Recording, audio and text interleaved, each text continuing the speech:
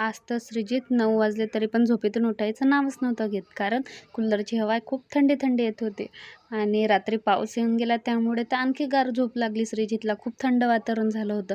नंतर मग श्रीजितला झोपेतून उठवलं आणि तयार करून दिलं आणि किचनमध्ये बघतो तर काय हे नवीन इन्व्हेशन, डायरेक्ट आरोमधलं पाणी माठामध्ये. हे कोणं केली तेच आम्ही शोध लावत होतो. नंतर समजलं की श्रीजितच्या पप्पाने केलं. आणि नंतर मग सायंकाळी इथे टरबूज कापून घेतलं. छान लाल लाल गोड गोड टरबूज निघालं. नंतर मग श्रीजितला फ्रेश करून श्रीजितला जायचं होतं बाहेर ग्राउंडवर खेळायला. मग काढली ना श्रीजितने गाडी मस्त आणि निघाला. आणि त्याला काही स्वतः अजून चालवता येत नाही गाडी, त्यामुळे मीच त्याला घेऊन गेली. आणि मला सांगत होता की मम्मी इथे खूप सारी आजी आहे आणि त्यांना आजी आजी करून त्यांच्यासोबत थोडा वेळ बोलला श्रीजित. आणि नंतर मग त्याला करायचं होतं की मम्मा जशी मला ढकलते तसंच मला पण ढकलायचं आहे गाडीला.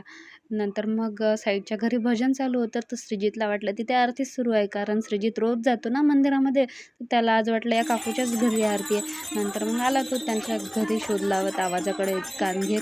नंतर मग बघते तर काय इथे भजन सुरू होते. ते मग